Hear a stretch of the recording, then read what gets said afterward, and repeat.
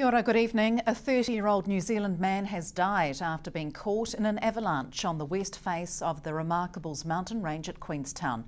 Two experienced climbers were caught in the avalanche around 8:30 this morning in an area commonly used by rock climbers. The man fell 500 metres in an avalanche about 4 metres wide and up to 400 millimetres deep. It swept him off his feet, carrying him down a steep face, and he was unable to gain control of his descent. His 34-year-old companion, who was uninjured, reached him sometime later and raised the alarm. Police say the man's name won't be released until next of kin had been notified. Invercargill City Council's holding company, Holdco, will lend finance of up to $7 million for the rebuild of Stadium Southland. Holdco is to loan the Southland Indoor Leisure Centre Charitable Trust $7 million in a commercial deal. A stadium spokesperson says it's not known what the funding shortfall will be, but finance from insurance, sponsors, public funders and ratepayer contributions is not enough to meet costs. An insurance payout for Stage 3 and the core block is pending, and confirmation of final costings are expected ahead of a soft launch in late November. Additional public fundraising has not been ruled out. An independent inquiry committee has been set up to review the circumstances behind Fonterra's affected whey protein concentrate and the subsequent chain of events. The WPC 80 Inquiry Committee will be chaired by Independent Director Sir Ralph Norris and will include two external independent members. Fonterra Chairman John Wilson says he has complete confidence that Fonterra's CEO had made the right decisions and is continuing to do everything to manage the complex issue, but that there are serious lessons that need to be learnt. He says its critical lessons are learnt quickly so farmers, governments, customers and consumers can have full confidence in Fonterra and its products.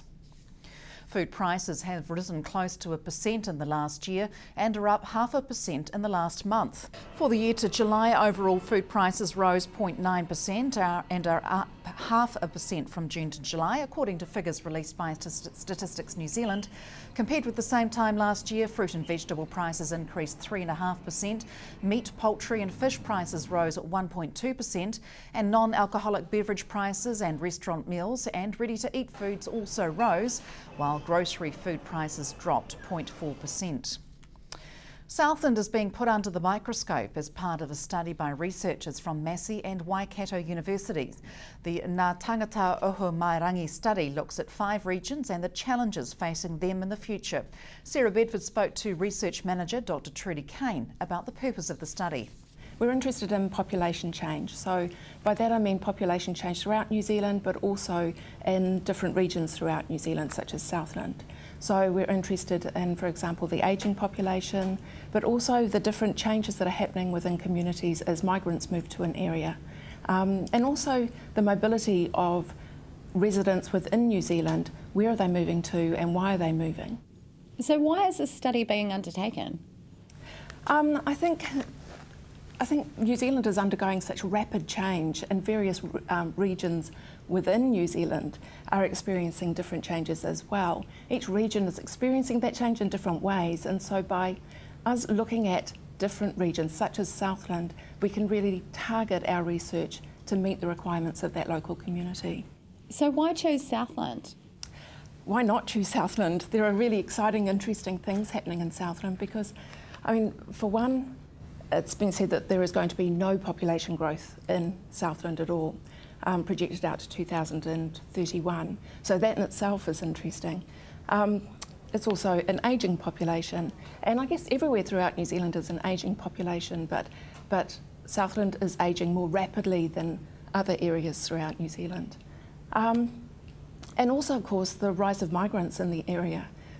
Filipinos in particular, working in the dairy industry. I'm told some 2,000 Filipinos. That might even be a little old, those statistics. It may be more now. So they're really going to change the face of Southland. Yeah. So what will happen with this research into the future? What might it be used for? Well, one of the things that we want to look at as well is the economic framework that's operating within a different region. So there are interesting things in terms of economics that are happening in Southland. So it's 2.5% of the population of New Zealand, but it offers some something like 23% of the GDP of New Zealand, or 10% of the export receipts for New Zealand. So it's a really key area in terms of economic development, not just for the region, but also for the country as a whole, I think. So this research could allow us to tap into that potential that Southland offers. How long before you see results from this? For this first stage of the research, we should have quite a quick turnaround.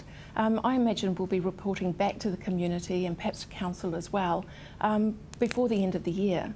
In terms of the broader research project and the other two stages, it would be really nice for us to integrate that material into one sort of comprehensive report, and of course that's going to take a little bit longer to do the analysis and write up. So there'll be different stages. I can imagine different stages of reporting back to the community. Stay with us after the break. The quick actions of staff at an Invercargill rest home are praised by the fire service.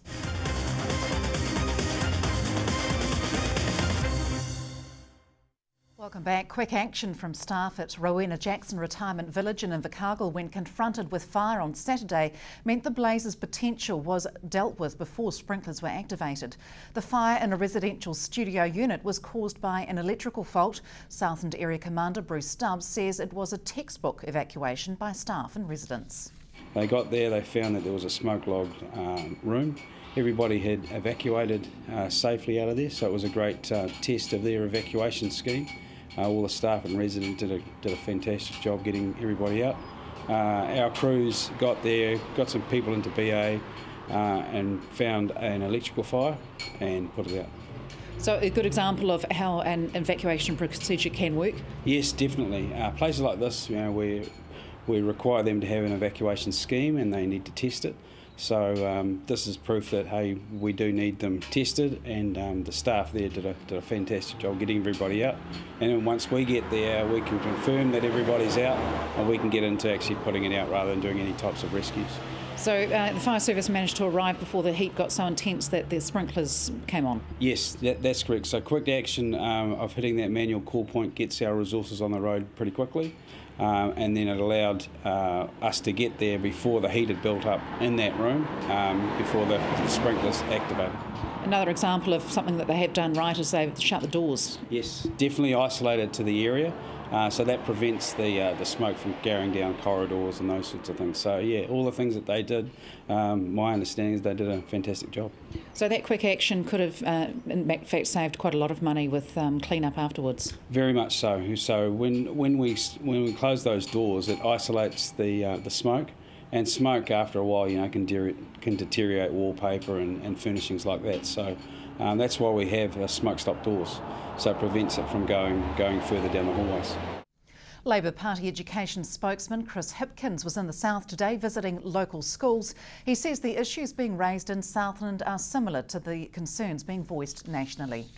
They want to focus on making sure that every student and every school gets the best opportunities to reach their full potential, and that's what I'm focused on as well. So the feedback has been really interesting. So one of the issues that schools have raised in the past as being a problem for them has been national standards. Are we still seeing people raising concerns around that? Yeah, national standards are still a big concern for people, particularly in primary schools, which is where they're being implemented, because they're narrowing the focus down too much. They're taking a lot of the fun out of being a teacher and out of being a kid. And everyone knows that literacy and numeracy are really, really important, but constantly measuring that isn't going to improve the results. What we've got to focus on is getting teachers teaching rather than assessing all of the time. Now, something else which is being introduced, which has raised concern locally in Southland, has been the progress and consistency tool. Are you hearing feedback or issues on that one? Yeah, I've had a lot of feedback on the progress and consistency tool, and I think generally speaking, people look at it and think it would be good if it's a tool, but if they make it compulsory and they try and collect all of the data out of it and use it effectively to rank schools, then the whole integrity of it will be undermined. So as a tool, it's a useful resource for schools. If it's made compulsory and the data is all collected by the ministry industry, there'll be no confidence in it, and it'll actually be very destructive. What do you think we need to be doing in the education system? I think what we've got to be focused much more on is each individual student, recognising that every student in our schools is different, they've all got different needs, they achieve different things at different rates. We want to focus on that in our education system, focus on bringing out the best in all of them. Do you think we still need some kind of benchmark or target in terms of how children are achieving? Well, we've got a very good curriculum which has levels all the way through it, and what I would like to see schools do is get back to teaching to the curriculum rather than just this narrow set of targets, because if you create a narrow set of targets, people will reach them because they'll focus down their attention just on those things that are being measured. Actually, the curriculum is very good, and we want to have our kids learning the whole curriculum, not just the bits that are going to be put in a league table. Do you think we need to get rid of national standards and the progress and consistency tool? I think the progress and consistency tool could be quite useful, but it shouldn't be mandatory. National standards don't add any value because we want to focus on the whole curriculum, not just the standards. So I'd like to see national standards go and schools go back to focusing on teaching the whole curriculum and reporting to parents in plain language about how their kids are doing across the whole spectrum. Young Southland athletes were fighting to be top of the table in an annual competition today. 10 teams were competing in the 2013 Southland Secondary School Table Tennis Championships at the Table Tennis Stadium in Invercargill. The annual event's been running for several years. Competitors were Year 9 to 13 students, and while many played regularly, some had a very short preparation time of possibly 2 or 3 weeks. 5 schools entered the competition held to select the secondary school champion team and to promote the sport. A group of excited Southland teens departed Invercargill on Saturday, bound for 2 weeks of fun. Seen off by family on Saturday afternoon, the 10 youths aged 12 and 13 were heading to America, where they'll try out all LA has to offer, including Disneyland and Universal Studios. Funded by Koru Care Southland Charitable Trust, the trip gives children dealing with serious illnesses a much-needed break. The trip has been held annually for 20 years, funded by donations and sponsors. Koru Care Tour Director Kevin Reynolds says the trip is an experience and a half. And that's it from news. Coming up in sport, highlights of last Friday's final ITM Cup warm-up match between the Stags and Otago in Gore. From the news team, good night.